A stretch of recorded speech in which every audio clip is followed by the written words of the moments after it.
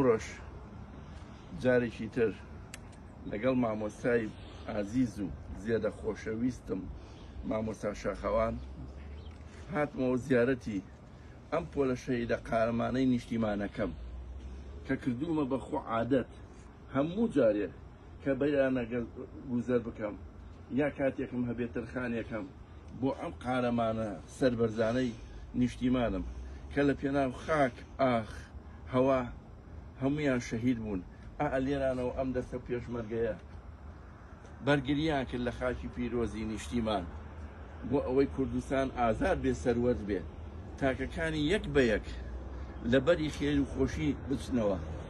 هیوادارم هەمومان ئەم شەهیدانە بەدڵ لە باوەش بکرین بۆ ئەوەی دایکی نیشتیمان لە ئێمە ڕازی بێ ئاسوێ بدەین بەنەوەکانمان. چەند خۆشە ئینسانە بە ئەمەکانی نیشتیمانمان هەموو کاتێ لە یاد بێ چونکە لە پێناوی ئێمە ژیانیان بەخشی.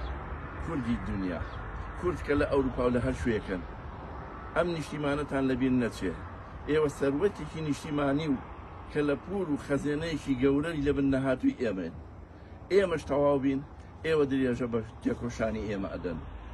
سەڵاو لێرەوە بۆ شەهیدان بۆ قارەمانان بۆ دایکی ئەنفال و ئەنفال کراوان. بژی کوردستان بژی نیشتیمان بژی مرۆڤ. زۆر سپاس.